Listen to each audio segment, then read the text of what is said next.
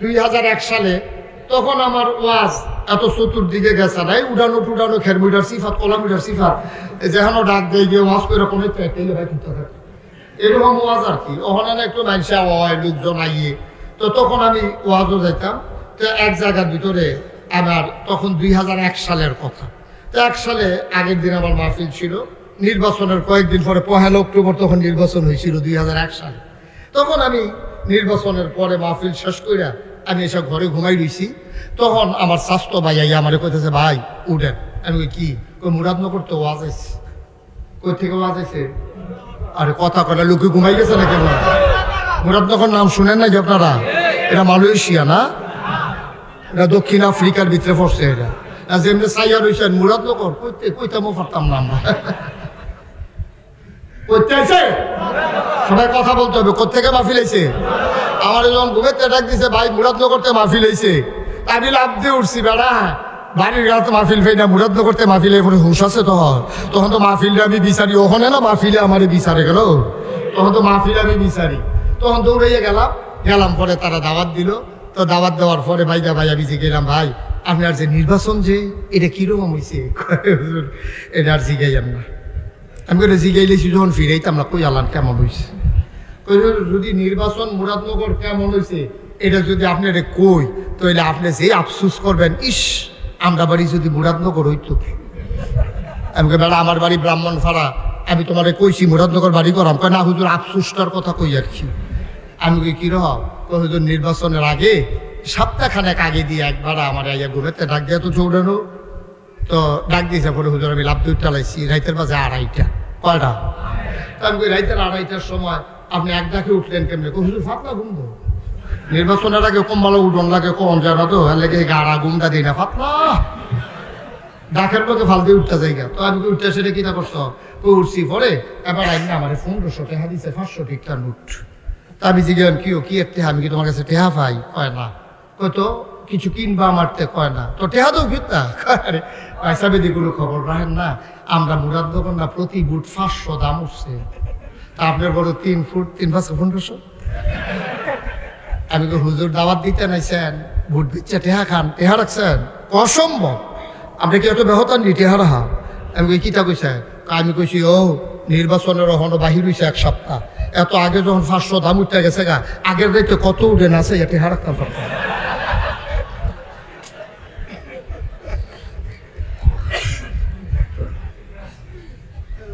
বাংলাদেশ আমার সোনার বাংলা, আমি তোমায় ভালোবাসি। বাংলাদেশ রে, আহারে বাংলাদেশ। এই হুজুরে বইলা তারেও বোয়া আমিন ক জোরে বলো আমিন। মুসলমান আইয়া সেইটা আমি বললাম আর কিতা কইছে? আইয়া সেই আমার যেই দূরে মুখ দিছে, কয় কিতা কইছে? কারি দিয়া এমপি বানানো না, প্রত্যেক এমপি বানান আমারে ভোট দিবেন। হয়তো ভোট দিলে আপনি রেখি তৈব, ভোট দিলে একবারে ঘরের দরজা সুদ্ধা ফিস করে দিব, কালা করে লাভ। তো মনে মনে চিন্তা করলাম, মানুষে কয় রাস্তা করে দিব, মানুষে কয় স্কুল পর্যন্ত করে দিব, মসজিদ পর্যন্ত করে দিব, এবারে দিকে দরজা বেড়ে মিলে কালা করে কি চালাইলাম, ব্যাপারটা আল্লাহ যা করে কর দিলাম। ভোট করছে ফার্স্ট গেছে 6 মাস। 6 মাস পরে গেছি গেলাম, ভাই আপনারা কইতেন আমরা ঘরের দরজা কিতা বিলে ঢালবেন, ঢালেন না দিক। কবে বুঝতাম? নির্বাচনের আগে। আরে মিয়া পাগল হইছে, নির্বাচনের আগে আমরা কত কথা কই, এটি সত্যি করে বইয়া বেশি ভিতরে দিই। আহারে মুসলমান রে, মরার চিন্তা আমরা ভুলে গেছি, ঠিক কিনা বলো? আমাদের কথা একরকম, কাজ একরকম, আমরা ওয়াদা করি একরকম, ওয়াদা খেলাফ করতে একটা সেকেন্ড দেরি করি না, ঠিক কিনা কও? আবার মজা মারে এমপি সাহেব আবার কয় রে, তার যে কথাটা বললাম কি রে ফানিত্রে কাছে কথা ফানিত্রে কাছে কথার ভিতরে রেখ নাই। আপনি মাশাআল্লাহ উপযুক্ত লোক, যে যত বড় বাটফার তে বাংলাদেশে তত বড় নেতা, ঠিক কিনা? যে যত মিছা কথা কইতে পারে তে হইল তত বড় নেতা। আমি একবার এক জাফত খাইতাম গিয়েছি না, সেই এলাকার যে চেয়ারম্যান এর ভিতরে বেড়ারে ফোন দিছে, হেবারা খাইয়া এক দুইটা খেয়াল করে চেয়ারম্যান সব খাইয়া এক দুইতে আছে, আমাদের একটা ফোন আইছে, ফোন ধরে সেটা কোথাছে চেয়ারম্যান সাহেব আমরা তো আপনার গ্রামে দাওয়াত খেতে পেতেছি আপনি কয় যে আমি আমি রিজার্ভ হতে সারি গুঁজে ঘুরি আপনার হালাইয়া খাইতাম পারি তে খাইয়া আর দুইটা আছে এমনি উদাম করে সিহন টিঙ্গা দিয়ে ফতফাত করে কি সঞ্জয় তো তারে অসভ্য ঠিক কিনা কও ভাই আসল কথা কইলে আর ভাল লাগে ওয়াজ কি উঠে পড়তেছে দইরা বইয়ে আরো আইতে আছে কেউ মামা হবেন নাইলে মামা তো ভাই হবে এর বাইরে যাওয়ার কোনো সুযোগ নেই সুতরাং আমি বুঝা গেল আপনাদের দূরের কোনো মানুষ না আত্মীয় মানুষ আমাকে একটু সুযোগ করে দিতে হবে আমি মাহফিলটা রাখার সময় কর্তৃপক্ষকে জিজ্ঞেস করেছিলাম যে জায়গা আছে বড় ওনারা বলছে বিরাট বড় জায়গা বিরাট বড় যে এরকম আমি বুঝি না এখন থেকে মাহফিল রাখার আগে লুট ফাটাইতে জায়গাটা চাইয়া গেছে ওনারা এটা আপনারা এমন একটা আয়োজন করলেন বাড়ির ভিতরে আইনা রাস্তার পাশে কোথাও করা যেত মাদ্রাসা মাঠে করা যেত এখন এই বাড়ির মাহফিল দেখে বাইতে করণ লাগবো এটা তো কেমন কথা আচ্ছা যাই হোক এখন যেহেতু তারা দাওয়াত দিয়েছিল গরফিসে একজন আপনারা আইয়া পড়ছেন হাফটা সমস্যা হয়েছে এটা আপনার এত সমস্যা ছিল না আর সভাপতি সহসভাপতি দুইজনের দাওয়াত দিছে মনে করছে একজনে নাইলে আরেকজন আইব তারা যে দুজন আইয়া পড়বো এইটাও তারা বুঝে নানান ঝামেলায় ফেলে গেছে এই মাহফিলে না দয়া করে আমাকে একটু সময় দিতে হবে আমি লম্বা সময় আমি জানি এখন প্রচন্ড একটা গরম ভাদ্র মাসের গরমটা এমনি খুব বেশি তারপরে আপনারা এত গাদাগাদি হয়ে বসেছেন গরমটা স্বাভাবিক লাগাটা আমি তো বুঝতেছি আমার পেছনে ফ্যান চলতেছে তারপরে আমার কেমন গরম লাগে আমি টের পাচ্ছি আপনারা যারা কথা বললেন না কেউ কথা বললে তো আমি কথা বলতে পারবো না আমাকে একটু সুযোগ করে দিতে হবে একেবারে পিন পতন নিস্তব্ধতার মাঝে কথা হবে ইনশাআল্লাহ একবারে শব্দ করা যাবে না আপনার যদি ভালো না লাগে আপনি চলে যাবেন কিন্তু আরেকজনের ক্ষতি করবেন না ক্ষতি করার কোনো দরকার নেই আপনি ভাল লাগতেছে না আপনি মনে করছেন যে আমার যখন ভাল লাগে না নাই সে আর ওয়াজ শুনলো কখন কথা কম তাইলে তো এটা ঠিক হইল না আপনি না ভালো লাগলে আপনি চলে যাবেন কিন্তু আপনি বিরক্ত করবেন না কথা বলবেন না দয়া করে দাঁড়িয়ে আছেন বসে আছেন যারা দয়া করে আমাকে একটু সুযোগ করে দিতে হবে আল্লাহ তাবারক ওয়া তাআলা যেন কবুল করে সবাই পড়ে আমিন আমি শুরুতেই দোয়া করি আল্লাহ যেন এই কথা বন্ধ না করতে পারলে হবে না তো ভাই কয়বার বলা যাবে একটা কথা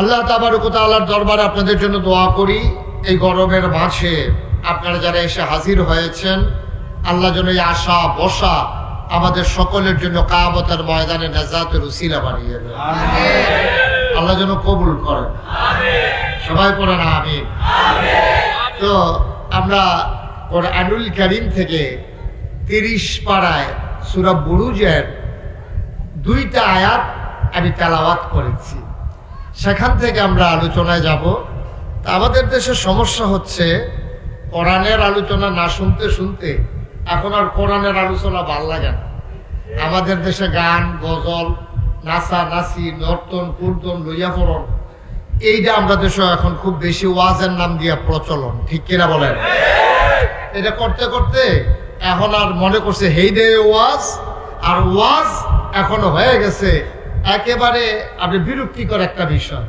কিন্তু এটাই হয় আমার মাদ্রাসায় একবার এক টিউনু গেল ভিজিট করার জন্য টিউনু সাহেব গেছে পরে আমি কইলাম যে টিউনু সাহেব আমার নিজের এলাকার গাছের কলা আছে আমার মাদ্রাসার এরিয়ায় ওখানে গাছ পাকনা কলা খুব ভালো কোনো ওষুধ টষুধ নাই আপনি 2টা কলা খান না না না না এই কলা মারি দিয়ে আমি ওই কেন হুজুর এই আরেকবার এরকম এই ভালো কলা খাইয়া আমার সাংঘাতিক ক্ষতি হয়েছে কারণ ভেজাল খাইতে খাইতে বালাটা আর সহ্য হয় না আমারও অবস্থা হয়েছে ভেজাল কথা শুনতে শুনতে আমাদের আর এখন কোরআনের কথাগুলো ভালো লাগে না এটা আমি বিশ্বাস করি এখানে আমরা যারা আছি আমরা কোরআনের কথাই শুনতে চাই ইনশাআল্লাহ আমাদের ভালো লাগে তো ইনশাআল্লাহ আমরা আলোচনায় ঢোকার আগে মারদুদ শয়তান থেকে ফানাহ চাই যিনি রহমান যিনি রহিম তার নামে চলেন শুরু করি সবাই পড়ি আউযু বিল্লাহি الشيطان الرجيم بسم الله الرحمن الرحيم وما نقموا منهم إلا أن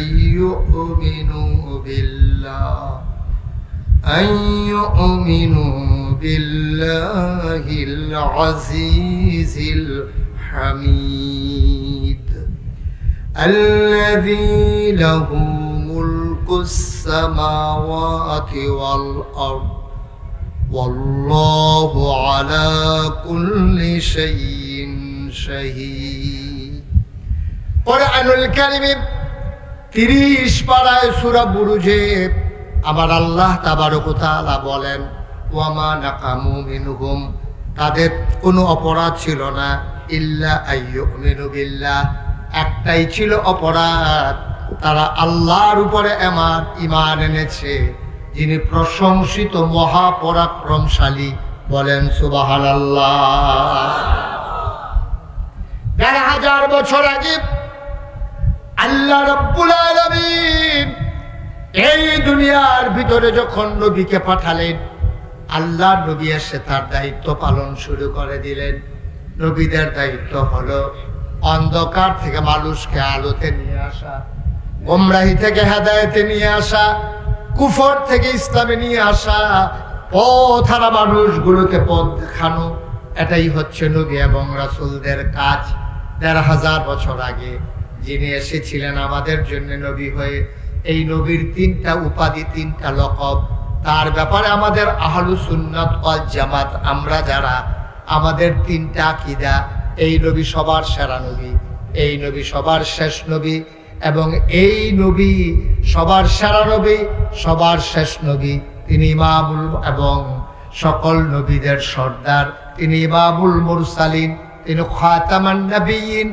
এবং তিনি রাহমাতুল লিল আলামিন নবীর ব্যাপারে আহলুস সুন্নাত ওয়াল জামাত আমরা যারা আমাদের বিশ্বাস হলো ৩টা তিনি শেষ নবী তিনি সেরা নবী তিনি গোটা জগতের জন্য রহমত সুবহানাল্লাহ বলবেন না গোটা জগতের আল্লাহ হচ্ছেন রব খুব খেয়াল করে শুনতে হবে আল্লাহ হচ্ছেন রব আমরা পড়ি আলহামদুলিল্লাহি রাব্বিল আলামিন সমস্ত জগতের রব হইলেন আল্লাহ এখন চিনলাম আল্লাহ হচ্ছেন রব এখন নবীজি কি আল্লাহ তাবারক ওয়া তাআলা এটা ১,৫০০ বছর আগে জানিয়ে দিলেন যে তোমরা জানতে চেয়েছো আমি হইলাম রব আর আমার নবী হইল রাহমাতুল লিল আলামিন ওয়া মা আরসালনাকা ইল্লা রাহমাতাল লিল আলামিন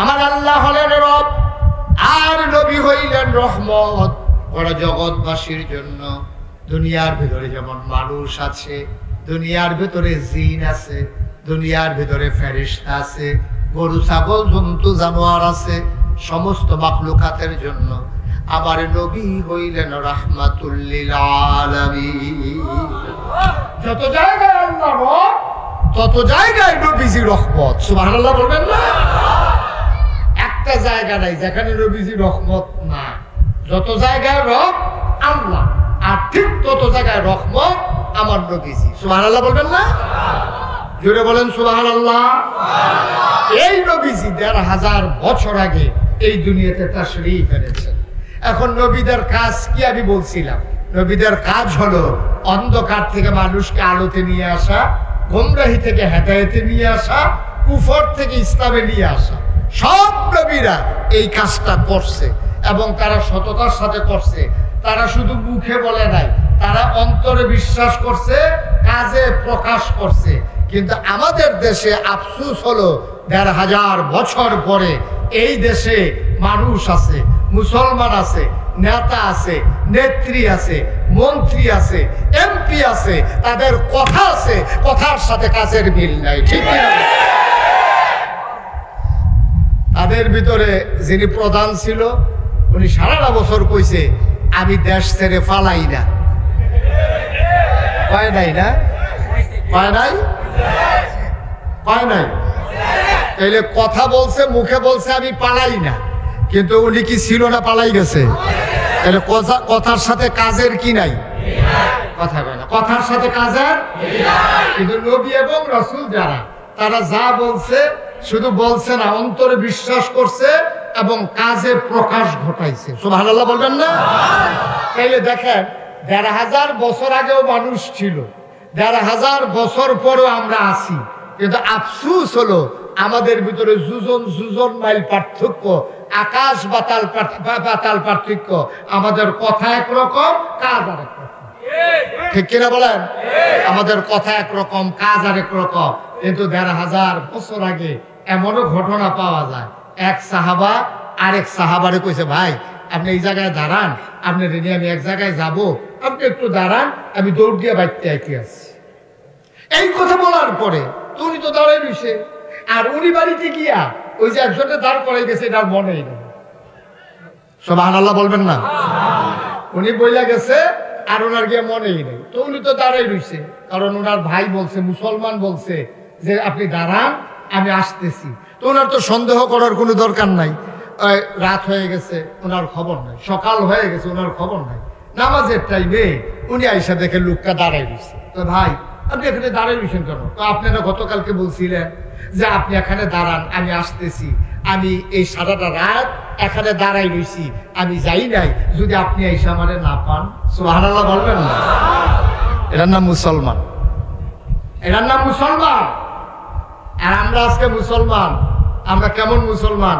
যার যাত্রাতে এতে মিলাম, এর ভিতরে পানি নিয়া যদি 2 বার উঠতে পারে, আর আমি জীবনে 1 বার উঠলাম, আমার এত কষ্ট হইতেছে, আমার আম্মাজান খাদিজার না জানি আরো কত কষ্ট হয়েছে। অপত্তনের মানুষ, ও নোয়াগাঁওয়ের মানুষ, বিজয়নগরের মানুষ, ব্রাহ্মণবাড়িয়ার মানুষ, মন দিয়ে শোনো রে ভাই, এমনি এমনি ইসলাম আসে নাই। কত ঘামের বিনিময়ে, কত রক্তের বিনিময়ে, চোখের পানির বিনিময়ে ইসলাম এসেছে। আল্লাহর নবীকে শিব জিবরাইল আলাইহিস সালাম ডেকে কয়, ও মুহাম্মদ, সবাই পড়েন সাল্লাল্লাহু আলাইহি ওয়াসাল্লাম। নবীর নাম যতবার আসবে আমরা কি পড়ব? মনে থাকবে ইনশাআল্লাহ। আবার পড়ি মুহাম্মদ, মুহাম্মদ, মুহাম্মদ।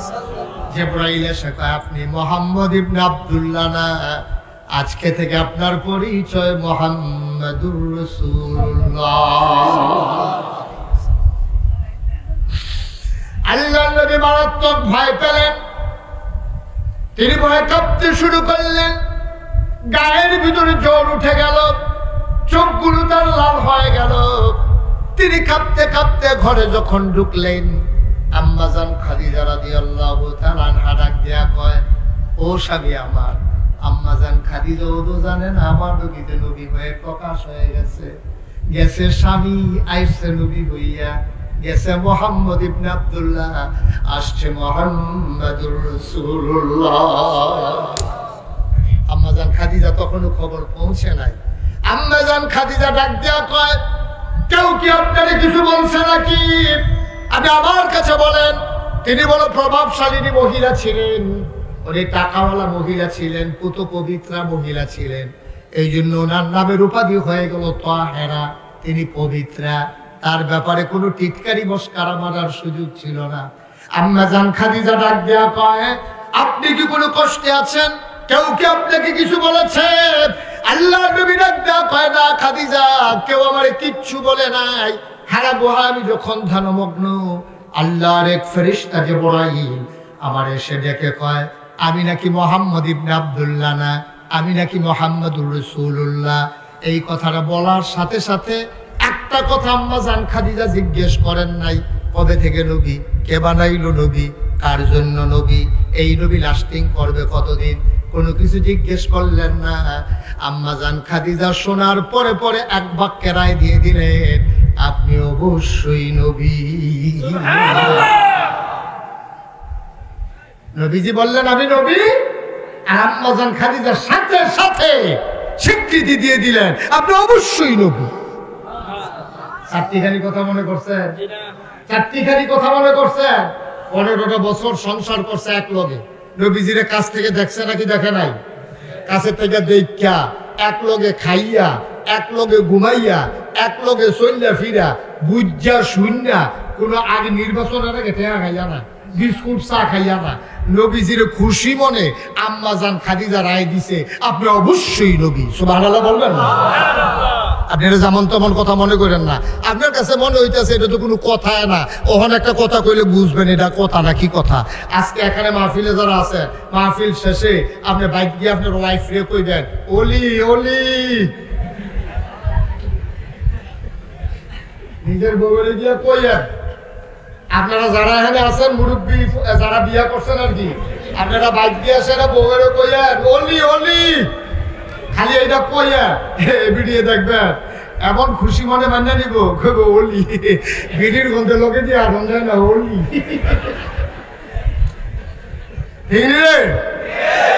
বিড়ির গন্ধে লোকে দিয়ে আগুন যায় না, কথায় কথায় ঘুমুর করে দিচ্ছে না, তাই না ওলি।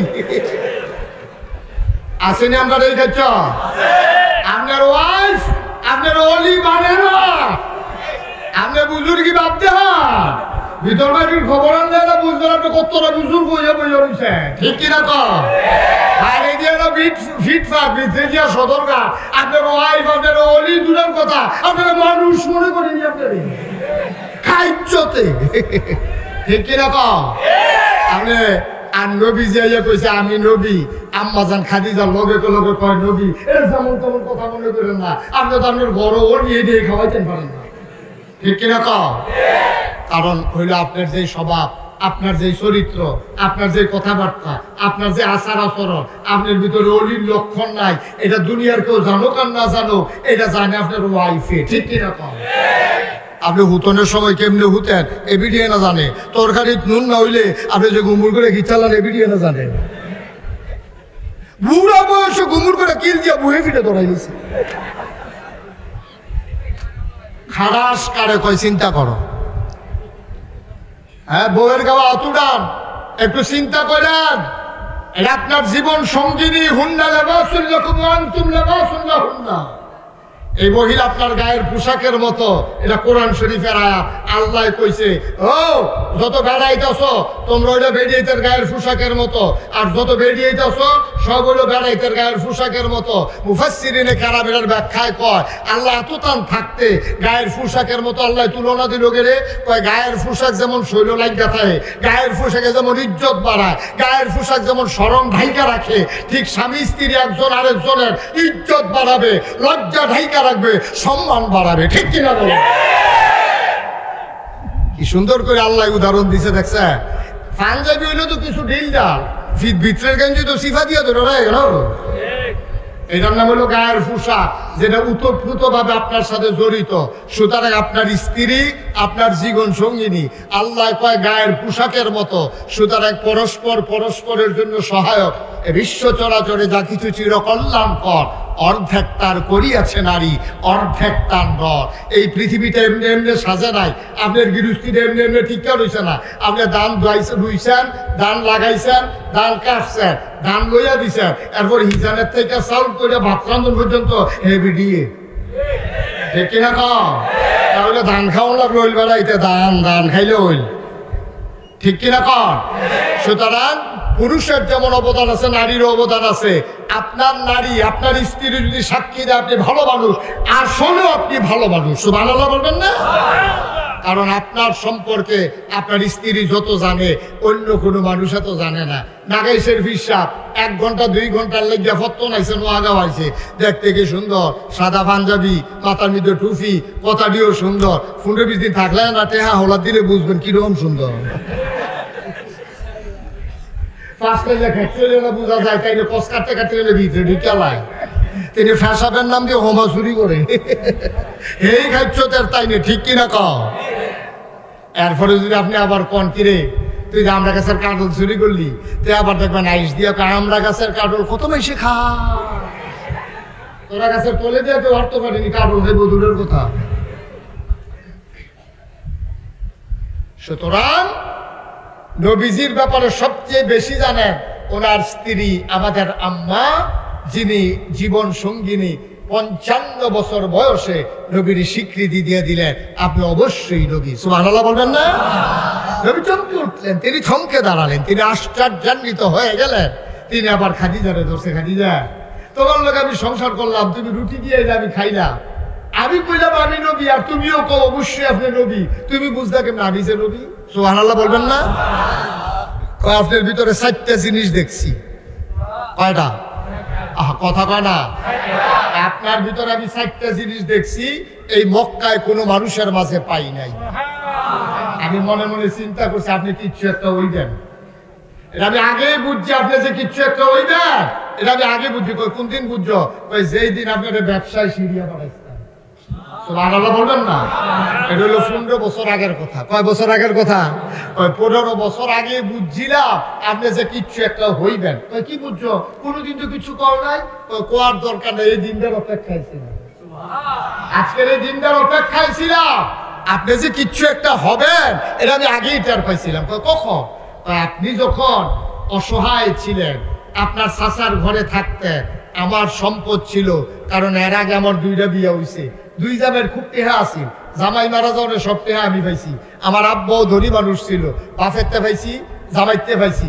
এই 3 জনের সম্পদ পাইয়া মক্কায় কয়েকজন ধনীর ভিতরে আমি খাদিজাও একজন, কিন্তু আমার টেহাদি ব্যবসা বাণিজ্য লাগানোর মতো কোনো মানুষ পাইতেছিলাম না। আমি সবাই জিজ্ঞেসলাম, ও মক্কায় কি একটাও ভালো মানুষ নাই? সবাই একজনের নাম কইছে, মুহাম্মাদুর সাল্লাল্লাহু।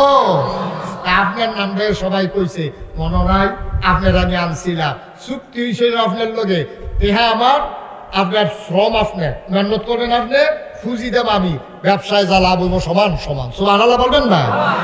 যাওয়ার সময় আপনি যে ভদ্র মানুষ, কুরাইশ বংশ, বনু হাসিম গোত্র, আপনি খুব লাজুক স্বভাবে, আপনি কখনো মানুষকে টিটকারি মারেন না, মস্কারা করেন না, কারো দিকে চোখ তুলে তাকান না, আপনি খুব ভদ্র মানুষ, এটা আমার খুব পছন্দ হয়েছিল। তখন আমি চিন্তা করলাম আমার ব্যবসায় উনি যাবে, ওনার খেদমতের জন্য একটা লোক দরকার। আমার একটা কেনা গোলাম ছিল, আমি গোলামটা আপনার লোকে দিচ্ছিলাম যে আপনার খেদমত করার জন্য। ব্যবসা করে আইসে পরে তারে জিগাইলাম মানুষটা কিরম। সুবহানাল্লাহ কইতেন না? ব্যবসা ট্যাবসা করে আসার পরে তার আমি জিজ্ঞেসলাম মানুষটা কিরকম। মানুষটা কিরকম কইতাম পারতাম না, তবে আমরা সবাই মিল্লা কাজ ভাগ করে নিতাম। সফর অবস্থায় সবাই মিল্লা সিরিয়া গেছি তো, যাওনের সবাই মিল্লা ভাগ করছি। কেউ রান্ধন, কেউ লাকড়ি আনন, লাকড়ি ভারণ, কেউ রান্না বান্না করন, কাঁচা মুছে ডেটটা ভাঙ্গা দেওয়ন, ফেট চুল্লা দেওয়ন, এরকম নানান কাজ আমরা ভাগ করে নিছি। এই নবী মোহাম্মদ তখন তো নবুয়ত প্রকাশ পায় নাই, আপনার যে ব্যবসায়িক পার্টনার, এই মোহাম্মদের দায়িত্ব ছিল রান্না বান্না করা শেষ হইলে বাইরা বাইরা শাহিদারি করে খাওয়ার। আমরা এই দীর্ঘদিন সফরে ছিলাম, প্রত্যেক দিন উনি আমাদেরকে খাওয়াইছে।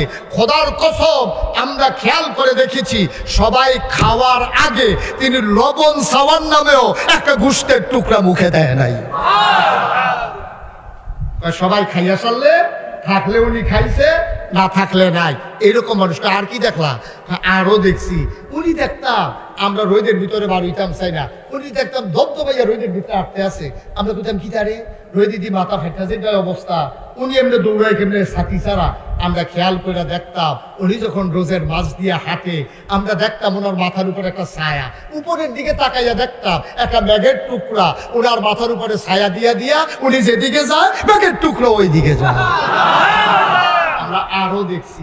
কি দেখছো? আর উনি এই জঙ্গলের গাছটি ওনার দিকে ভিক্ষা পড়তো, এইটাও আমরা দেখছি। তখন আমরা চিন্তা করতাম বাতাসে বোধহয় যুক্তি আছে, দেখি বাতাস নাই, গাছ ঝুল্লা পড়ছে ওনার দিকে। আরো দেখছি উনি ফাত্তরের উপরে দিয়ে হাইটা যায়, ফাত্তর দেওয়ার সমান নয়, বুড়ো খেবড়ো উসানেসা, উনি দেখতাম ফাত্তর উপরে দিয়ে হাইটা যায় গিয়া, আমরা গিয়ে ওমাকে পেয়েছিলেন দিয়ে ডুব পাই, আর এবার গিয়ে হাইটা যায় গিয়া। চিন্তা করলাম কি রে ফাত্তরের উপরে দিয়ে না আড়ে কেমনে, পরে ওনার পিছন দিকে ফাত্তর লইয়া দেখি ওনার সম্মানে ওই শক্ত পাথর তুলার মতো নরম হয়ে গেছে। মুহাম্মদ স্বামী আমার, সেই দিন আমি বুঝেছিলাম আপনি কিচ্ছু একটা হবেন, অপেক্ষায় ছিলাম কখন হবেন। তখন চিন্তা করলাম আপনাকে তো একজন বিয়ে করে ফেলবে, আপনি যদি অন্যের ঘরে থাকেন আমি তো সুযোগটা কাজে লাগাইতে পারবো না, বিয়ে বসার আমার এত দরকার ছিল না। এর আগে আমার 2 বার বিয়ে হয়েছে, বিয়ে কারে কয় আমি বুঝছি, কিন্তু আপনি যে একটা কিচ্ছু হবেন ওই দিন যেন আমি আপনার পাশে থাকতে পারি, এই নিয়তে আমি বিবাহের প্রস্তাব পাঠাইয়া আপনাকে আমার ঘরে নিয়ে এসেছিলাম। এই দিনটার জন্য আমি অপেক্ষায় ছিলাম। আজকের এই দিনটার জন্য আপনি সুপ্রকৃত অর্থে আপনি নবী।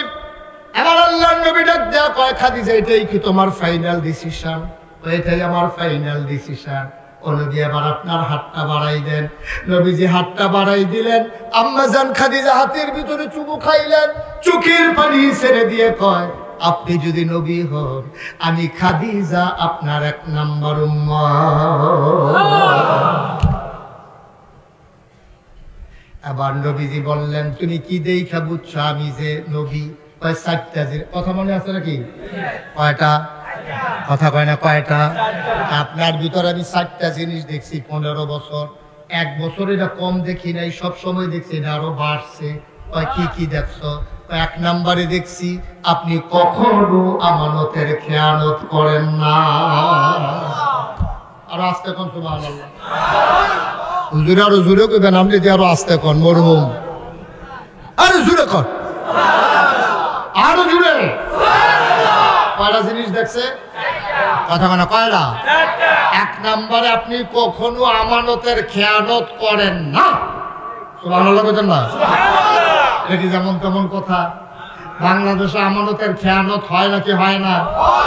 একেবারে তৃণমূল পর্যায় থেকে, অজপাড়াগা থেকে, লগের ঘরের বেড়ার লগে, এখান থেকে আরম্ভ কইরা রাষ্ট্রের সর্বোচ্চ পর্যায় পর্যন্ত আমার দেশে আমানতের খেয়ানত হয়। ঠিক কি বলো? এই দেশে 92% জন লোক মুসলমান। এই দেশে ক্ষমতার মস্তদে যখন তারা আরোহণ করে, মানুষের ইজ্জত আব্রু তাদের কাছে যখন আমানত, এই ইজ্জত আব্রু আমানতকে নষ্ট করে, এই বাংলাদেশে ওই তপ্ত রাজপথ, কেন রাজপথ ছাত্র জনতার রক্তে রঞ্জিত হয়েছে। একটাই কেবল আমানতের খেয়ানত আর নাই। ঠিক কিনা বলো?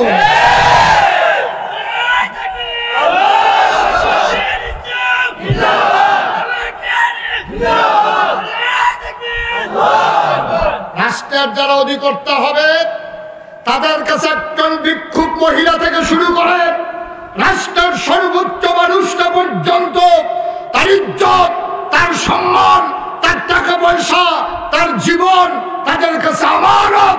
ওই আমানত যখন রাস্তায় ধুলোবালি খায়, যখন আমার সোনার ছেলেরা রাস্তায় শহীদ হয়ে জগদ্দল পতনকে হটাতে চায়, এটাই হচ্ছে সবচেয়ে বড় আমানতের খেয়ানত। ঠিক কি?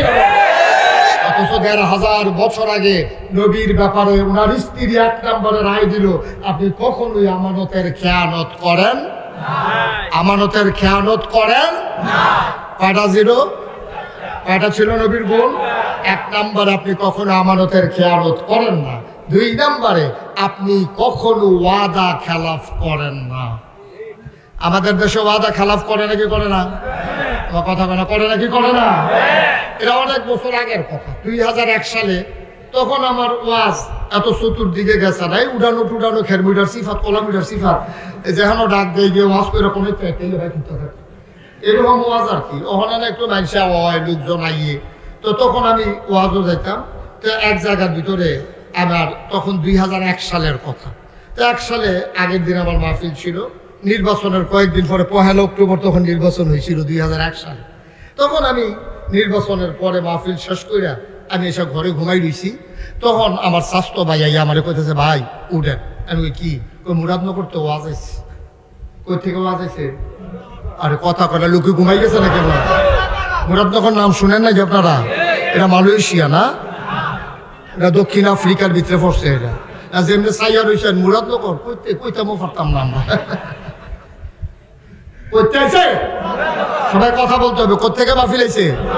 আমার যখন ঘুমেতে ডাক দিছে, ভাই মুরাদনগরতে মাহফিল হয়েছে, আমি লাভ দিয়ে উঠছি। বেড়া বাড়ির গাতে মাহফিল ফেই না, মুরাদনগরতে মাহফিলে এখন হুঁশ আছে। তখন তো মাহফিলটা আমি বিচারি। ওখানে না মাহফিলে আমার বিচারে গেল, তখন তো মাহফিলে আমি বিচারি। তখন দৌড়াইয়া গেলাম পরে তারা দাওয়াত দিল। তো দাওয়াত দেওয়ার পরে ভাই আমি যে গেলাম, ভাই আপনার যে নির্বাচন যে এটা কিরকম হয়েছে? এটা আর জিগাইলাম না। আমি করে জিগাইলেছি যখন ফিরাইতাম না, কই আলাম কেমন হয়েছে? যদি নির্বাচন মুরাদনগর কেমন হয়েছে এটা যদি আপনার কই তাহলে আপনি যে আফসুস করবেন, ইস আমরা বাড়ি যদি মুরাদনগর হইতো। আমি বেড়া আমার বাড়ি ব্রাহ্মণপাড়া, আমি তোমার কইছি মুরাদনগর বাড়ি করাম, কয় না হুজুর আফসুসটার কথা কই আর কি। আমি কই কি রহ, হুজুর নির্বাচনের আগে সপ্তাহখানেক আগে দিয়ে একবার আমার ঘুমেতে ডাক দিয়ে তো চৌড়ানো তো ডাক দিয়েছে পরে হুজুর আমি লাভ দুধ চালাইছি রাইতের বাজে 2:30 কয়টা। তো আমি কই রাইতের 2:30টার সময় আপনি এক ডাকে উঠলেন কেমনে? হুজুর ফাতলা ঘুম দো, নির্বাচনের আগে কম ভালো উঠন লাগে কম জানা তো লেগে গাড়া ঘুমটা দিই না ফাতলা ডাকের মধ্যে ফাল দিয়ে উঠতে যাই। তো আমি উঠতে সেটা কিনা করছো উঠছি পরে এবার আইন না আমার 1500 টাকা দিছে 500 টিকটা নোট। তা আমি জিজ্ঞাসা কি একটা আমি কি তোমার কাছে টেহা পাই? কয় না। কয় তো কিছু কিনবা আমারতে? কয় না। তো টেহা তো কিনতা?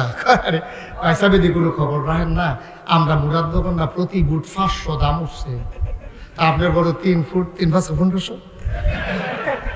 আমি হুজুর দাওয়াত দিতে নাইছেন বুট বিচ্ছা টেহা খান টেহা রাখছেন?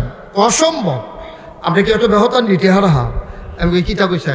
আমি কইছি ও নির্বাচনের হনো বাহির হইছে 1 সপ্তাহ, এত আগে যখন 500 দাম উঠতে গেছে গা আগের রেটে কত উঠে নাছে এটা হারাক্তাম পারতাম।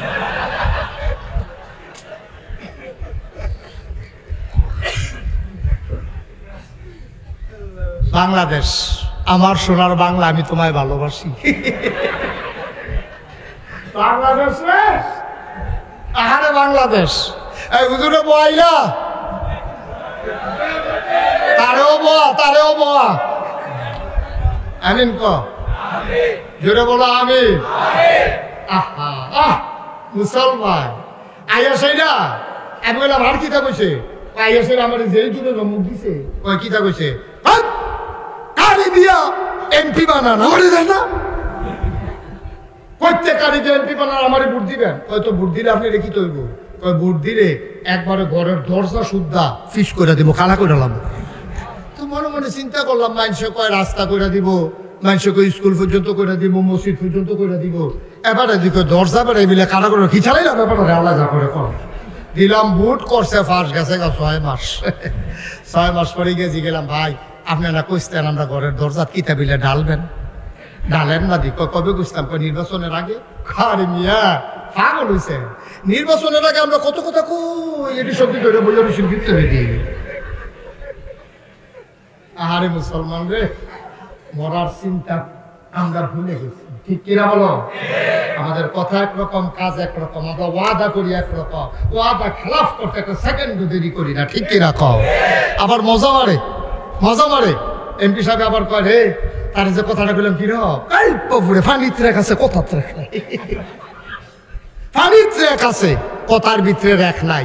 আপনি মাশাআল্লাহ উপযুক্ত লোক, যে যত বড় বাটফার তে বাংলাদেশে তত বড় নেতা, ঠিক কিনা? যে যত মিশা কথা বলতে পারে তে হইল তত বড় নেতা। আমি একবার এক জাফত খাইতাম গিয়েছি না সেই এলাকার যে চেয়ারম্যান এর ভিতরে ফোন দিছে, হেবারা খাইয়া আগ দিতেছে, খেয়াল করে চেয়ারম্যান সব খাইয়া আগ দিতে আছে। আমাদের একটা ফোন আইছে, ফোন ধরে সেটা কোথাছে চেয়ারম্যান সাহেব আমরা তো আপনার গ্রামে দাওয়াত খেতে পেয়েছি, আপনি কয় যে আমি জাফতের সারি গুঁজে ঘুরি আপনার হালাইয়া খাইতাম পারি, তে খাইয়া আগ দিতে আছে। এমনি উদাম করে সিহন টিঙ্গা দিয়ে ফাতফাত করে কি সঞ্জয় তো তারে অসভ্য, ঠিক কিনা কও ভাই? আসল কথা কইলে আর ভাল লাগে। ওয়াজ কি উঠে পড়তেছে দইরা বইয়া আরো আইতে আছে। আল্লাহর নবীর ব্যাপারে আম্মা জান খাদিজা বললেন 4টা জিনিস, দেখ কয়টা গেল? কয়টা? আপনি ওয়াদা খেলাফ করেন না, আপনি আমানতের খেয়ানত করেন না, আপনি কখনো অভাবী কোনো মানুষকে খালি হাতে ফিরাই দেন না। কি কথা রে? আমরা তারা ভিক্ষা চাইলে কয় মাফ করো, আসেনি খাচ্ছ মাফ করো। আর নবীজি কোনো প্রমাণ নাই যে কোনো মানুষরা খালি হাতে ফিরেছে। এই ব্যাপারে পরে একটা তাফসীর ইবনে কাসির থেকে একটা মজার হাদিস তোমাদেরকে শোনাবো। 4টা কথা আগে শেষ করি। 1 নাম্বার, আপনি কখনো ওয়াদা খেলাফ, আমানতের খেয়ানত, আপনি কখনো অভাবীকে খালি হাতে ফিরাই, আপনি কখনো আত্মীয়তার সম্পর্ক ছিন্ন করেন। এই 4টা গুণ কি শুরু না বড়? সাংঘাতিক বড়। আজকে বাংলাদেশেও এই 4টা গুণ রক্ষা করার মানুষ খুব কম। ফুতে বাপ স্বীকার করে না, বিয়ে মা স্বীকার করে না, ফুতে বিয়া করে সেটা বউ লইয়া পাগল হয়, ভাইয়ের খবর নাই, ঠিক কিনা? এটি বিশেষ করে বিদেশ যেটি থাকে এটি আরো সর্বনাশ। আটকা বউ ভাইয়া তার মাথাটা গেছে গরম হইয়া, ঠিক কিনা? বিদেশে আটকাইলে বিয়ে করে সেটা বউয়ের কিতা করবো না কিতা করবো, কপাল বলাতে যে আম্মা রাখছে না, অসভ্য কহে না। কথা শুনে যাও, যদি তোমার বউ মরে যায় তুমি বিয়া করলে আবার একটা বউ হয়, ঠিক কিনা? বউ ভাগ্যে গেছে গা, আবার তুমি বিয়া করছো, আবার বউ হইছে, মনে রাখবা বউ গেলে বউ পাওয়া যায়, বউ মারা গেলে বউ পাওয়া যায়, কিন্তু মা মারা গেলে আর মা পাওয়া যায় না, ঠিক কিনা? ছেড়ে দেওয়া দরকার। আর সামান্য একটু যে কথাটুকুন বলতেছিলাম, নবীজি কখনো কোন মানুষকে খালি হাতে ফিরায় দেন না। এটা দিয়ে আমরা শেষ করবো ইনশাআল্লাহ। প্রমাণ কি? আল্লাহর নবী, খুব খেয়াল করো মজার ঘটনা, তাফসীর ইবনে কাসিরের ভিতরে ইবনে কাসির দামিশকি রাহমাতুল্লাহ আলাইহি তিনি এই হাদিসটা এনেছেন। আমি কোথাও এই হাদিসটা আর পাই নাই। বড় মূল্যবান একটা হাদিস, আমার কাছে মনে হয়েছে বড় মজার হাদিস। আল্লাহ নবীর কাছে এক সাহাবা আসলেন, ওনার বাড়ি একেবারে নিবৃত পল্লীতে, অজপাড়া গায়ে বর্ডার বেল্টে, একেবারে সীমানায় বাড়ি। তিনি দৌড়ে দৌড়ে নবীর কাছে আসলেন, এসে বললেন আসসালাতু ওয়াসসালামু আলাইকা ইয়া রাসূলুল্লাহ। নবী বললেন ওয়া আলাইকুম আসসালাম ওয়া রাহমাতুল্লাহ। সাহাবা বসে গেলেন, বললেন ইয়া রাসূলুল্লাহ গুস্তাখি মাফ কর দিজিয়ে, বেয়াদবি মাফ করবেন, একটা কাজ হয়ে গেছে। কয় কি কাজ হয়েছে? কয় নবী গো আপনি তো আমাদের রুহানি আব্বা, নবী হইল মুমিনের রুহানি পিতা, একজন মুসলমানের 4 জন আব্বা। কয়জন? কথা বলা কয়জন? একজন মুসলমানের 4 জন আব্বা। একজন হইল আদি পিতা আদম, আরেকজন হইল জাতির পিতা ইব্রাহিম, 3 নম্বরে রুহানি পিতা আমার নবীজি, 4 নম্বরে যার যার আব্বা তার তা। তাহলে আব্বা কয়জন? ওহন তো আব্বা রাহা শুরু হইলে মাইকে কেরকিরি শুরু হয়, আব্বা শেষ হয় না, ঠিক রে? মাইকে মাইকে হুজুর খেয়াল করছেন, আব্বা রাহা শুরু হইলো, কত জাতের আব্বা। মাইকে তার বেড়ে কেরকিরি করে আব্বা ঠেলা, এরপর আব্বা শেষ হয় না। একজন মুমিন মুসলমান তার 4 জন আব্বা। কয়জন আব্বা? সবাই কোন মারহাবা। আর নবীজি হলেন রুহানি পিতা। নবীজির কাছে আয়েশা সাহাবা কয় ইয়া রাসূলুল্লাহ বেয়াদবি মাফ করবেন, একটা কাম তো করাই লইছি। কয় কি? কয় আমি তো আপনার ফুত, আপনি আমার রুহানি বাপ, এখন আপনি যদি আমার আব্বা হন তাহলে আমার বাচ্চাকে তো আপনি নাই না ফুত, তা আমার মেয়ে বিয়ার, খুব খেয়াল করেন কিন্তু সিহন কথা, আমার মেয়ে বিয়ার উপযুক্ত হয়েছে, আমি তো থাকি একটু দূরে, মদিনা শহর থেকে একটু দূরে, ইচ্ছা করলে সবসময় আইতাম পারি না, জামাইরা পাইছি বালা, বদরের যুদ্ধে অংশগ্রহণ করছে, মাশাআল্লাহ 5 ওয়াক্ত নামাজ মসজিদে গিয়ে পড়ে, সিটার বাটফারির ভিতরে নাই, মাশাআল্লাহ অনেক ভালো মানুষ, স্বভাব চরিত্র ভালো, আপনার ব্যাপারে খুব এশক আছে, আল্লাহর তাওহীদের ব্যাপারে কোনো আপোষ করে না। এই লোকটা পাইয়া, জামাইটা ভালো পাইয়া, দেখায় শোনায়ও ভালো, আমার মেয়েটারে তো বিয়ে ঠিক করে ফেলছি, বিয়া তো আল্লাহ করলে হয়ে গেছে। সুবহানাল্লাহ বলবেন না? নবীজি বলছেন মাশাআল্লাহ খুব ভালো খবর, আমি দোয়া করি তাদের দাম্পত্য জীবন সুখময় হোক, আল্লাহ নেক সন্তান দান করুক। সব দোয়া টোয়া শেষ, এবার সাহাবা আস্তে করে কইতাছে ইয়া রাসূলুল্লাহ শব্দ ঠিক আছে, আপনি দোয়া করছেন নাতিনেরও বিয়ে হইছে আপনার, তবে আপনার যে নাতিন, আপনার নাতিনের বিয়েতে আপনি কি কোনো উপহার টুপহার দিবেন না? সুবহানাল্লাহ বলবেন না? দেখছেন নবীর লোক উম্মতের সম্পর্কটা দেখছেন। আপনি পারবেন নি ফির সাহেবরে কইতেন যে হুজুর সারা জীবন আপনার রাব্বা রাখলাম, আমি তো আপনার বুড়ি, আমার ভাইয়া তো আপনার নাতিন, তাই যে বিয়ে ঠিক হয়েছে কিছু দিতেন না? হ্যাঁ বাড়ায় আরো আশায় আশায় থাকে, তোমার ভাইয়ার বিয়ে হইলে লুঙ্গি আর সাথী তো আমি পাই। আহারে বাংলাদেশ, নবীর চরিত্র কিরকম আর আমার চরিত্র কিরকম, আমরা খালি নেওয়ান শিখছি, নেওয়ান খালি আত্রে এরকম করে।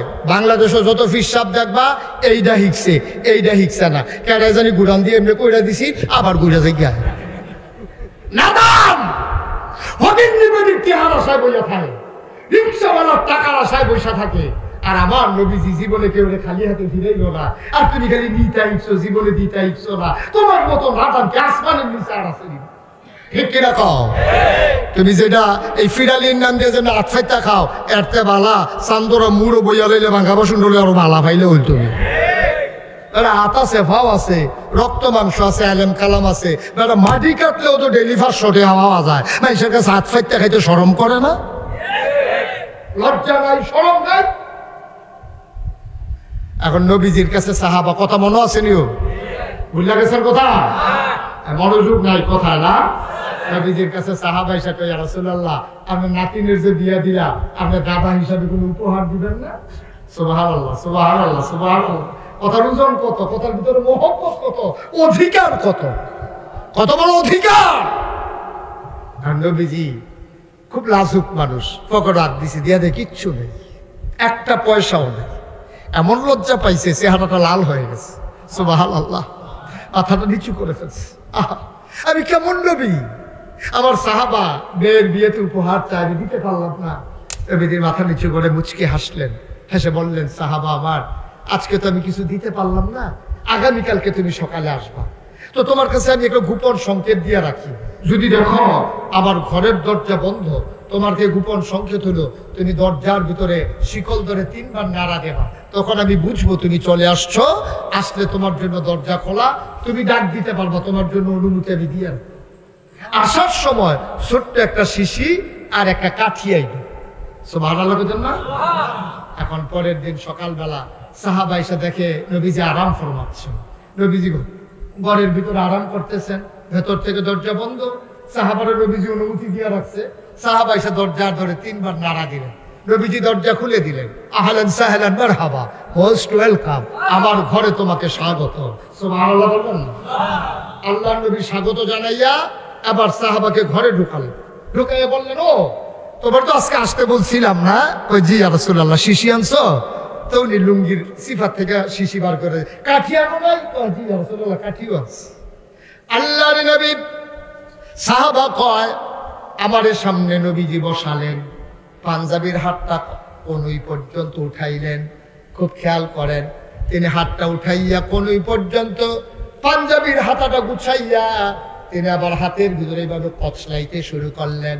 কতক্ষণ এই হাতে কচলায়, আবার বাম হাতে ডান হাত কচলায়, কচলাইতে কচলাইতে লাল হয়ে গেল, পশমের গড়ায় মুক্তার দানার মতো ঘাম জমে গেল।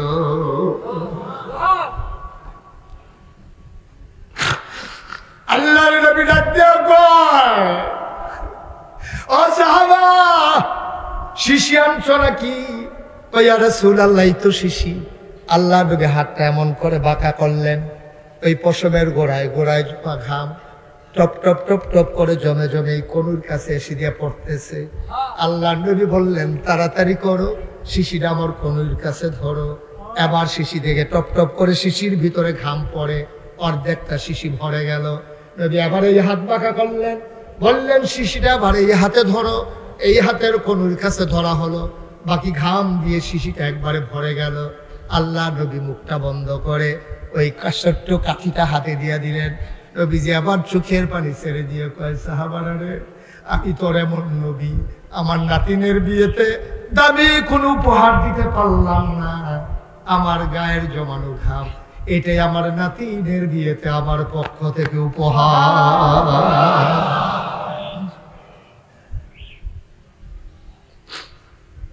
সাহাবা খপ করে ধরলেন, চোখের পানি ছেড়ে দিলেন, ডাক দিয়া কই, ইয়া রাসূলুল্লাহ, ইয়া হাবিবাল্লাহ, আপনি যা দিয়েছেন তার কোনো তুলনা হয় না, আমি বড় খুশি হয়েছি।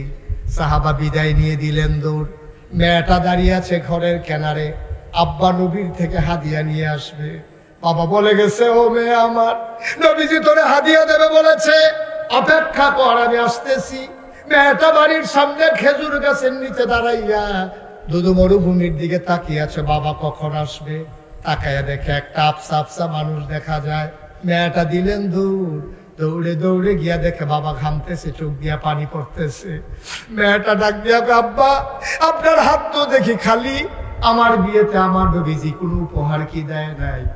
বাবা চোখের পানি ছেড়ে দিয়ে কয়, ও মেয়ে আমার, তোর মতো ভাগ্যবতী মেয়ে মক্কায় মদিনায় আর দ্বিতীয় একজন গোনাই গমে। তোর এত দামি উপহার দিয়েছে। তিনি খুঁটির ভিতর থেকে ছোট্ট শিশি বের করলেন। মেয়েটা থাকলো, শিশিটা বের করার সাথে সাথে চতুর্পাশ সুগন্ধের সাথে সাথে ভরে গেল।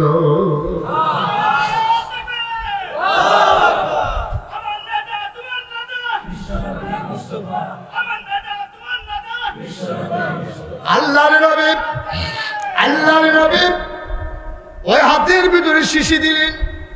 ওই মেয়েটার বাবা মেয়েটার হাতের ভিতরে শিশিটা দিয়া কয়, ও মেয়ে আমার নবী তোরে বেশি কিছু দিতে পারে নাই, সবচেয়ে দামি জিনিসটা তোরে দিয়ে দিয়েছে। ওনার পসিনা মুবারক নিজের হাতে বের করে তোরে শিশির ভিতরে দিয়ে দিয়েছে। এই নাও তোমার উপহার। মেয়েটা খপ করে ধরলেন, চোখে লাগালেন, মুখে লাগালেন, বুকের সাথে জড়িয়ে ধরলেন। মেয়েটা দিলেন দৌড়। এক ফোঁটা ঘাম পসিনা মুবারক বের করে হাতের তালুতে নিয়ে মেয়েটা মাথায়, চোখে, মুখে, বুকে সব জায়গায় লাগালেন। এই মেয়েটা আদর যত্ন করে কাপড় পেঁচাইয়া ওই আতরের শিশিটা রেখে দিতেন। যখন ঈদ আসতো, যখন বিয়ে হতো, মেয়েটা এক ফোঁটা নবীর পসিনা মুবারক আতর হিসাবে ব্যবহার করতেন। ঈদের দিন সকালবেলা মেয়েটা যখন আতর দিতেন, পুরো মদিনায় ওই নবীর আতরের গন্ধ ছড়িয়ে পড়ত। মানুষগুলো পাগলের মতো দৌড়াইতো। এই সুগন্ধ কোত্থেকে আসে, কোত্থেকে আসে? মানুষগুলা পাগলের মতো দৌড়াইতো। দৌড়াইতে দৌড়াইতে খেয়াল করতে এই জায়গা থেকেই তো আসে। বাড়িটার চতুর্পাশ দিয়া লোক দাঁড়াই যাইতো, সবাই ডাকাডাকি করতো, বাড়ির মালিক বের হও। বুড়া মানুষটা বের হইতো, বলতো যে কেন তোমরা ভিড় করতেছো? এই সুগন্ধ তুমি পাইছো কই? এত দামি পারফিউম তুমি কোত্থেকে কিনেছো? তুমি তো ধনী মানুষ না। সাহাবা চোখের পানি ছেড়ে দিয়ে কাঁদতেন, বলতেন ভাই এটা আমার কেনা কোনো সুগন্ধি না, আমার নবীর দেওয়া আমার মেয়ের বিয়েতে উপহার, এইটাই সেই সুগন্ধ। এবার মদিনার সকল মানুষ মিলে বাড়িটার নাম রেখে দিল সুগন্ধি বাড়ি। বাড়িটার নামই হয়ে গেল সুগন্ধি বাড়ি। বন্ধুগণ, এই নবীজি তোমার আমার নবী। আমরা যারা নবীর উম্মত, আমরা যারা আশিকি রাসূল দাবি করি, এখন আমাদের কি দায়িত্ব? নবী যেমন করে কথা বলেছেন আমি তেমন করে কথা বলবো। নবী যেমন করে খেয়েছেন আমি তেমন করে খাবো। নবী যেমনি 5 ওয়াক্ত নামাজ জামাতের সাথে আদায় করেছেন আমি 5 ওয়াক্ত নামাজ জামাতের সাথে আদায় করব। আমার নবী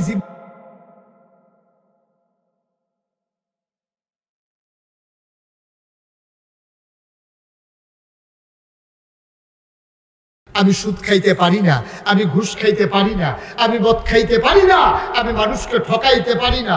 আসুন আজকের এই মাহফিল থেকে সিদ্ধান্ত নিয়ে, বড় বুদ্ধিমান মানুষ বুঝা ফেলছে হুজুরের ওয়াজ সাইজ হইয়াইতে আছে আর বইয়ের কীর্তি। আসল কাজটাই তো হয় নাই, আসল কাজটাই তো হয় নাই। সবাই একটু ধৈর্য ধরে বসতে হবে। আজকে আমার মন সাক্ষী দিয়েছে। আজকে প্রায় 33 বছর আমি মুশতাক ফয়েজি ওয়াজ করি। 33 বছর ওয়াজ করার পর আমার একটা অভিজ্ঞতা হয়েছে, কোনো মাহফিলে যখন আমি যাই, মাহফিলে কদম দিলে মাহফিলটার ওজন বুঝি। আজকে আমার মনে হয়েছে এই মাহফিলটা আল্লাহ কবুল করে নিয়েছে। নাইলে আল্লাহ তো দৃষ্টি দিয়ে আমাদেরকে ভাষায় দিলেই পারতেন, এটা আল্লাহ তো সুযোগ করে দিয়েছেন। এই কবুল হওয়া মাহফিলটাতে আমরা একজন উঠবো না, সবাই মিলে আল্লাহর দরবারে তওবা করব। দরকার আছে নাকি নাই? আমাদের সবার আমল নামায় গোনা আছে, আমরা সবাই মিলে তওবা করব। কার দরবারে? কথা বলা কার কাছে? আল্লাহর কাছে আমরা তওবা করব। মাপ চাইবো কার কাছে? আল্লাহর কাছে। ফিডার ঠেলায় পুলিশরা আব্বা ডাকতেন পারেন, আর্মির বাড়ি আব্বা ডাকে, সেকেন্ডে সেকেন্ডে আব্বা বাড়ি আছে ফিডার লোকে। আর অন্যায় করলেন আল্লাহর কাছে মাপ চাইতে মন চায় না, না? পুলিশরা আব্বা ডাকে, আর্মির আব্বা ডাকে, আল্লাহরে আল্লাহ করে ডাক দিতে মন চায় না, মাহফিল থেকে উঠে যেতে মন চায়। আপনারা কে গ্যারান্টি দিছে যে আপনি আবার আগামীকাল ঘুম থেকে উঠবেন? সুতরাং গোনাগুলা যদি মাফ করাই নিতে পারেন, আল্লাহ নবী বলেছেন কেউ যখন খালেস অন্তরে তওবা করে, পাহাড় পরিমাণ নিয়ে তো গোনা নিয়ে তওবা করার কারণে মানুষটা মাসুম নিষ্পাপ মায়ের গর্ভের শিশুর মতো হয়ে যায়। সুবহানাল্লাহ বলবেন? তওবা করার দরকার আছে নাকি নাই? আমরা সবাই মিলে তওবা করব। আমি এতক্ষণ কাউকে বসতে বলি নাই। এই তওবা করা দোয়া করা, এটার আদব হচ্ছে খুশি খুশুর সাথে নম্র ভদ্র হয়ে আল্লাহর দরবারে লুটিয়ে পড়া। যদি জায়গা থাকে আপনারা যে যেখানে আছেন সেখানেই বসে পড়ুন, যারা যেখানে আছেন সেখানেই বসে পড়ুন। ইনশাআল্লাহ আমরা এখন তওবা করব। সবাই চক্ষু বন্ধ করে বসেন, যারা পারেন নামাজের মতো করে বসেন। সবাই চক্ষু বন্ধ করে নামাজের মতো করে বসে আমরা তওবা করি। আল্লাহ যেন আমাদের জীবনের গুনাহগুলো মাফ করে দেন। সবাই বলেন আমিন। আপনি বলবেন? জি শুনেন, আমরা তওবা করব। তওবা করার আগে মাহফিল কর্তৃপক্ষের পক্ষ থেকে উনি 1 মিনিট একটু কথা বলবেন। একটা লোকও নড়বেন না, জায়গায় থাকবেন। আমরা এখনই তওবা করব ইনশাআল্লাহ। জি। আসসালামু আলাইকুম। ওয়া আলাইকুম আসসালাম। আলহামদুলিল্লাহ, আসলে জায়গার ব্যাপারটা অন্য কথা বলবো না, হুজুর দোয়া করবে। সেইখানে উনি তো 10-15 ঘন্টা গেছি, কোনো জায়গা দিতে পারছে না মানুষের নাম বলে মানুষ ঘুরে আছে। আলহামদুলিল্লাহ। আর আজকে হুজুর পরিবারে আসলে সর্বাধিক ভারী করে প্রোগ্রাম নেয় না, উনি আমার পিসা হুজুর। আমি এক জায়গায় বয়াত হয়েছিলাম, ওই জায়গায় হাকিকাবাদ ঠিক না, সেই জন্য ওইখান থেকে আইসা হুজুরের কাছে বয়াত হয়েছি 2 বছর হয়েছে। এরপর থেকে আমি সিরিয়াল দেখছি যে হুজুর যে কোনোভাবে আমার বাড়িতে যাইতে হবে। হুজুরকে দাওয়াত করছি, আমার বাচ্চারা সবাইকে নিয়ে মুসলিম মানুষ আপনাদেরকে দাওয়াত করে যে পরিমাণ টাকা দেওয়ার কথা ছিল, আপনারা অনেক মানুষ আসবেন। আমি আপনাদের কাছে দোয়া চাই, আপনাদেরকে টাকা দিতে পারছি না, কষ্ট দিয়েছি। আল্লাহ এবং আল্লাহ রাসূলের কাছে আমাদেরকে মাফ করে দিবেন, আমাদের এই কমিটিকে। 1 আর 2 নাম্বার হলো এই মাহফিল করতে যাইয়া অনেকে আমার চাচা মামুন, আমি হুজুরের কাছে দোয়া চাবো, মামুন ভুইয়া, উনি মামুন আর কানু ভাই এই মাহফিলের প্যান্ডেল আর মাইকের ব্যবস্থা করছে। মাশাআল্লাহ। তারা বলছে আমার পিসা হুজুরের কাছে দোয়া চাইতাম, আগামী বছর যদি হায়াতে বাঁচায় রাখে এই মাহফিলের মাইক প্যান্ডেল আমার মামুন চাচা আর কানু ভাই দিব। হুজুরের কাছে দোয়া চাই। 1 আর যেহেতু আমি হুজুরের বয়াত আছি, আমার হুজুর আর অনেক হুজুর একরকম নয়। আমি যদি একটা আপনার এলাকার মানুষ, এই পাড়ার আমার ফুটপাতিটা কালাম তামুল, আমার পরিবারের ভিতরে 5 জন হাফেজ, 2 জন আলেম। আমি যদি একটা প্রত্যক্ষ জায়গায় বয়াত হইতাম, আমার পরিবার আপনারা বলতেন যে দলের হুজুর এমন হয়েছে, শামিমার হুসাইন সাহেব এমন হয়েছে, আমার আবু কালাম সাহেব, মৌলানা শফিক সাহেব, এদের সাথে আর সম্পর্ক আগে ছিল। এরা সিদ্ধান্ত নিয়ে আপনাদেরকে নিয়ে এই মাহফিলের ব্যবস্থা করছি। আর হওয়ার পরে আমার পিসা হুজুর আমার করে একটু বলবে, যারা বয়াত করবেন হুজুরের সাথে এখানে বয়াত দিতে পারবেন, আর এখানে হুজুর তওবা করবে। সামনে এই মাহফিলে আমরা হুজুরের চাই, আপনারা রাজি নেই? আরে চান কি চান না? আগামী বছর আমরা যেহেতু আমার পিসা হুজুর, আমি হুজুরের কাছে আপনারা রাখবো, এই মাহফিল হুজুরের আগমনে হবে, হুজুর আসতে হবে, না হলে বাদ যাবে। এই জন্য হুজুরের কাছে রাখলাম, আগামী বছর আমরা চাই কি না? আল্লাহ মাহফিল কবুল করুন বলে আমি আমাদের সাথ দিতে কথা বলবো।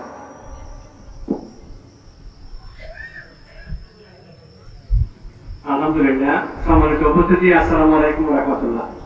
আল্লাহর প্রশংসা যে আল্লাহ রাব্বুল আলামিন বাংলাদেশের এই সময়ে আমাদের হুজুরকে আসার জন্য তৌফিক দান করেছেন। আপনাদের কাছে আমরা বিনীতভাবে অনুরোধ জানাচ্ছি, আমরা সারা বাংলাদেশের সমস্ত বাংলাদেশের 90% সর্বোচ্চ মুআদ্দাবানা যে নজির পেশ করেছেন, আমি ওনাদের জন্য দোয়া করি আল্লাহ যেন ওয়ারাসাতুল আম্বিয়া হিসাবে কবুল করেন, দ্বীনের হাদি হিসাবে যেন কবুল করেন। আল্লাহ সবাইকে আমাদের কবুল, আমরা দোয়া করব। তো আমি এই গ্রামে, এই এলাকায় আমার মাহফিল তুলনামূলকভাবে কম। আমি এই কসবা অনেক প্রোগ্রাম করেছি, এখনও তো মোটামুটি করেছি। বিজয়নগরে, হোসেনপুর, চম্পকনগর, তারপরে আমতলি, ওইখানে আমার কিছু ভক্ত মুরিদ আছে, পাইকপাড়া। কিন্তু এই জায়গাটাতে আমার, যদিও আমার নানার বাড়ি, ওনারাও কয়েকবার চেয়েছেন, সময়ের সাথে না মিলার কারণে আমার আর আশা হয়ে ওঠেনি। তা আপনারা বিশেষ করে সভাপতি এবং সহসভাপতি যে 2 জন মুহাক্কিক আলেমে দ্বীন, ওনারা আসলে, আমিও ওনাদের সাথে তো মিশি নাই। আমাদের ওই যে আজকের মাহফিলে আছেন মুজাম্মেল ভাই, ওনার সাথে আমার পরিচয় হয়েছে, কথা হয়েছে, এবং গত বছর ওনাদের গ্রামে খিরাতলা, ওখানে আমি এসেছিলাম, আপনারা হয়তো অনেকে গিয়েছিলেন সেখানে। তো ওই সুবাদে ওনার সাথে একটা গভীর সম্পর্ক, আল্লাহ যেন কবুল করে, সবাই করা আমিন। আপনারা জানেন, অনেকেই জানেন, অনেকেই জানেন না, আমি মুশতাক ফয়েজি দেখবেন আমার নামের সাথে একটা লেখা আছে পীর সাহেব। আমি কিন্তু কখনো পীর সাহেব হতে চাই নাই। আমার দাদা ছিলেন ফুরফুরার সিলসিলার একজন পীর। আমার আব্বা দাদার আগে ইন্তেকাল করেছেন। আব্বা ইন্তেকাল করছে 85 সালে, আর দাদা ইন্তেকাল করছে 98 সালে। তো আব্বা ইন্তেকাল করার কারণে আমি নাতি হইয়া দাদার কাছ থেকে সরাসরি দরবারের দায়িত্ব আমার কাঁধে এসেছে। আমি কখনো এই পীর, বাংলাদেশে পীর সাহেব দেখতে দেখতে আমি অতিষ্ঠ। আমি দেখছি পীর মানি হলো বইয়া বইয়া খাওয়ান, কোনো কাম টাম নাই, কোনো চাকরি বাকরি নাই, কোনো গিরুস্তি টিরুস্তিও করে না। এই বেদ কয়দিন, এই বেদ কয়দিন এমনি ঘুরে ঘুরে খাও। আমার এটা শরম করছে ফইলা থেকে। এইটা কি কথা? একটা সুস্থ মানুষ এমনি বইয়া বইয়া হইতে হইতে আইতে খায়, মাটি কাটলে 500, অটো চালাইলে 1000, সিএনজি চালাইলে 1500, কত ভাবে কত টাকা কামাই করে। একটা লোক, আস্তে একটা লোক এমনি বইয়া বইয়া খাওয়ার, খাইতে খাইতে খাইতে খাইতে মনে হয় 5-6 জন বইয়া রয়েছে, আসলে একজন। শরীরটা যে ফুলে গেছে কত শরীরটা। এই হলো বাংলাদেশ। এটি দেখতে দেখতে আমি অতিষ্ঠ। তখন আমি চিন্তা করলাম যে না, ধারাকে পাল্টে দিতে হবে। আমার দাদা যখন আমার দায়িত্ব দিছে, আমি কিন্তু আমি ফিরশাব্দ হইতাম চাই না। আমি কয় না, এটা তোমার দায়িত্ব নেওয়া লাগবে। আমি বললাম যদি আমার দায়িত্ব দেন তাইলে আমার কিছু কিছু জিনিস দেওয়া লাগবে। কয় কি চাও? আমি আমার 1 খণ্ড জমিন দেওয়া লাগবে। আমি ওই পীর হতে চাই না, খালি বইয়া বইয়া খাওয়ান, এটা আমার দিয়ে হইতো না। লেখাপড়া করছি, ভালো ছাত্রই ছিলাম, তো কেন আমি এমনি বসে বসে খাবো? তো বললো যে জায়গা দিয়ে কি করবো? আমি বললাম যে একটা মাদ্রাসা করতে চাই।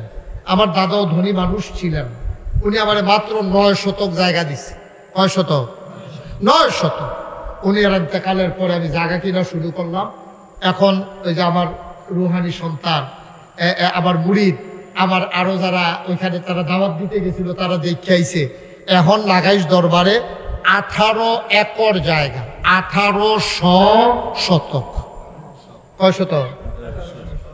18 শতক? আরে না, 1800 শতক। মার হাবা কয়টা দাও? আমার এখানে 10টা প্রতিষ্ঠান। কয়টা?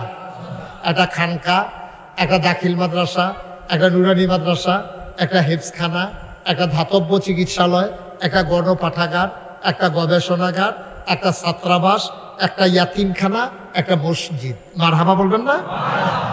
আমার মসজিদটা ছিল টিনের ঘর, তো এটাতে তো আমি জমা পড়াই।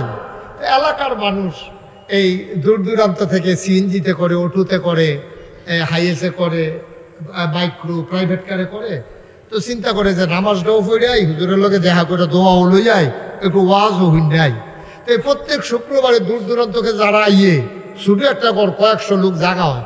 এটা আমি মসজিদে যাওয়ানোর আগে, আমরা যারা কাছের মুসল্লি তারা যাওয়ানোর আগে মসজিদ ঘুরে দিকে বাইরের লোক দিয়া, আমরা যারা এলাকার মানুষ তারা বাইরে বালুয়ে চালুয়ে ফানিয়ে মুড়িয়ে ভিজা বুঝা, আমি খালি ভিতরে জায়গা পাই। আমিও পাইলাম না, ইমাম দেখা ভিতরে জায়গা পাই। পরে চিন্তা করলাম এত বড় দরবার, হাজার হাজার লোক আসে, একদিন এখানে আরো বেশি লোক আসবে, একটা বড় করে মসজিদ করা দরকার। তখন আমি আমার দরবারে যারা ইঞ্জিনিয়ার তাদেরকে ডাকালাম, একটা টিম করে দিলাম, ওরা একটা ডিজাইন করে নিয়ে আসলো। আমি দেখি চমৎকার একটা ডিজাইন। আমি বললাম এটা কি? হুজুর মসজিদ ক্যান্সি। আমি এটা কত বড়? হুজুর কত বড় কইতাম পারতাম না, তবে এই মসজিদটার ভিতরে এক লগে নামাজ পড়তে পারবো 6000 লোক। সুবহানাল্লাহ কইতাম না? 6000। আমি কারে করছো কিতা আর কিতা? হুজুর নিচতলায় হাসপাতাল, দোতলায় 3 তলায় মসজিদ, সংসদ ভবনে যেমনি সিঁড়ি দিয়ে উঠতে থেকে দোতলা, এই মসজিদও নিচেতে 125 ফুট চৌড়ায়, দোতলায় 8টে উঠতে যাবো মানুষ। এই পুরাটা মসজিদ লইয়া সামনে দিয়ে সিঁড়ি দোতলায়, এটা ঘুরাইয়া ঘুরাইয়া সিঁড়ি না, ডাইরেক্ট সিঁড়ি দোতলা। তো আমি কইলাম যে এটা করতে কিরকম লাগতো ভারে? তারা আমারে কয় 15 কোটিতে, 15 কোটিতে এমন ভাবে কইছে, আমি মনে করছি 1500। যেমনি কইছে আটকা, মনে হয় এটা কোনো টেহা নাই তাদের কাছে। আমি দাদা ওয়াশ করে খাই, মানুষের খাওয়া দাওয়াত দিলে খাই, না হলে তো না খাইয়ে তখন লাগে অনেক রাই। 15 কোটি টেহা দিয়ে আমি মসজিদ করাম, তোরা আট কাম কইছি দিকে তোরা এই কাম করে বইয়া রইছ। হুজুর সাহস করে না মেলাম, একটা নিয়ত করেন আল্লাহ দিব। তখন আমি নিয়ত করলাম, আল্লাহ জীবনে তো অনেক মাহফিল করছি, অনেক টেহা লাড়াচাড়া করছি, যাও এটা নিজের রাইকালাইছে আর কাটাকাটি করতাম না। 1 বছর মাহফিল করে যত টাকা হাদিয়া পাই, পুরো 1 বছরের হাদিয়া আমি আমার মসজিদে দান করে দেবো ইনশাআল্লাহ। আমি মসজিদের কাজ ধরার আগে 25 লক্ষ টাকা দিয়া এরপরে মসজিদের কাজ শুরু করছি।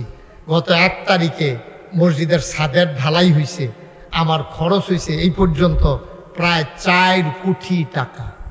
একতলার ছাদ হয়ে গেছে, তা আমি দিছি 25 লাখ। 4 কোটি হইতে আরো লাগে 3 কোটি 75 লাখ। মাহিতে আইলো করতে আইলো, আমিও করতাম পারতাম না। কত মানুষ যে টাকা পাঠাইছে, ভিক্ষা করে যাইতে আছে বেটি করে কি তো নাগেশের হুজুরের মসজিদরা এটা শুনছি তো এটার কথা। এই ভিক্ষা করে 2 টিকা একটা নোট আনেশের মসজিদের দান বাক্স বেটি ফালাই দিয়ে গেছে। সুবহানাল্লাহ কইতেন না?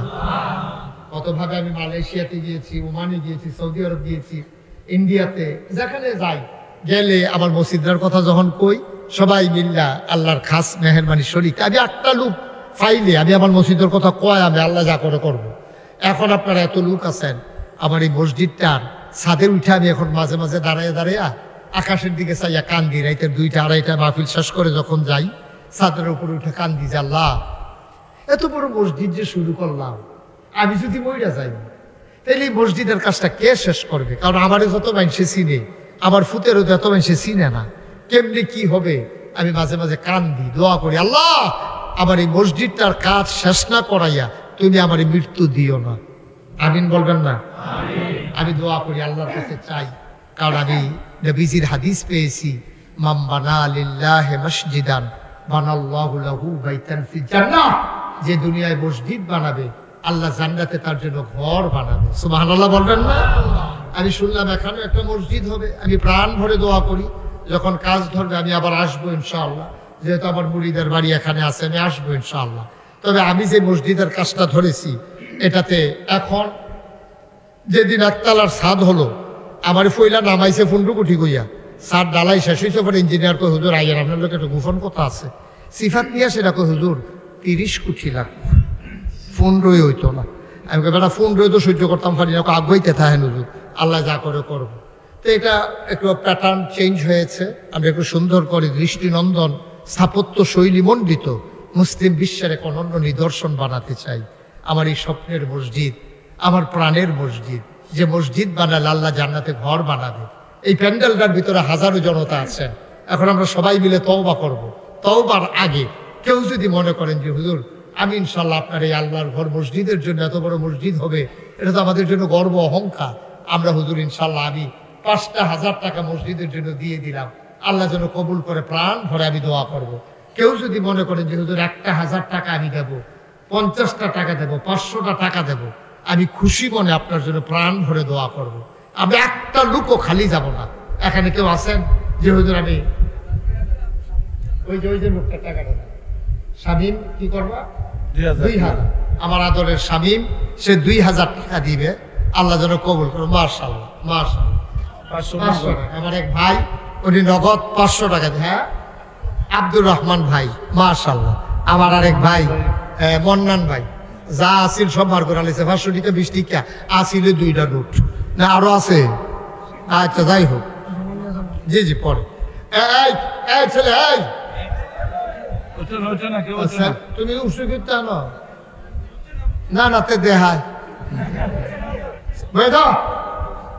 কি টেহা দিত, টেহা দিবা তাহলে 2-3 বার উঠো।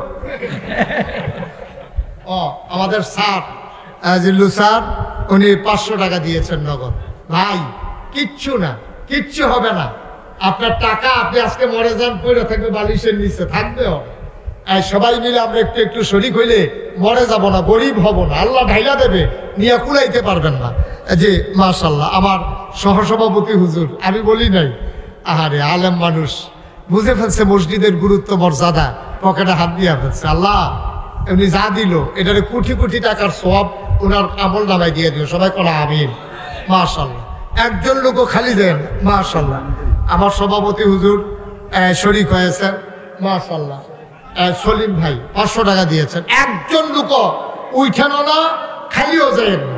আমার ছেলেরা আসতেছে, আমার ছেলে একটু যাও ভিতরে, একটু যাও ভিতরে, একটু যাও ভিতরে, একটু যাও ভিতরে, একটু যাও ভিতরে, একটু যাও ভিতরে, একটু যাও ভিতরে, একটু যাও ভিতরে।